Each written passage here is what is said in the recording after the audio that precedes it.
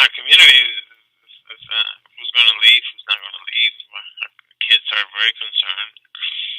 You know, the conversations kids in schools are deferring the attention to learning, to worrying about what's going to happen to them, their parents, or their friends. But I think we're overreacting. We need to figure out what's going to happen first, which is basically nothing. There's nothing happening right now.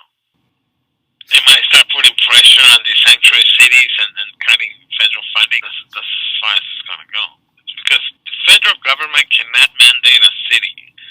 The cities are home rule. The federal government cannot touch. So that's what a sanctuary city is.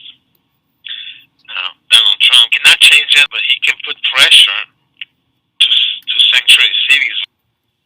I guess I kept seeing all the states turning red. There was definitely a feeling of fear, a feeling of uncertainty, and I think that's one of the key words, uncertainty, because once I saw that he was going to win, at that point, it just felt like everything, a lot of the things that myself and many of my friends who I've spoken to had planned out, that they were going to go to grad school, that they were going to move up from a job, they were going to, maybe travel, things like that.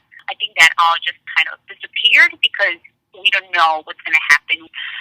So there was definitely a lot of fear for our lives, for the lives of my students, for the lives of many, many immigrants who live in this community and my family.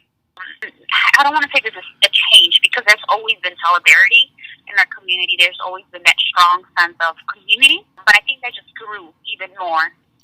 A lot of organizations were sending out emails saying we're going to work together to make sure that nothing happens to our immigrant communities.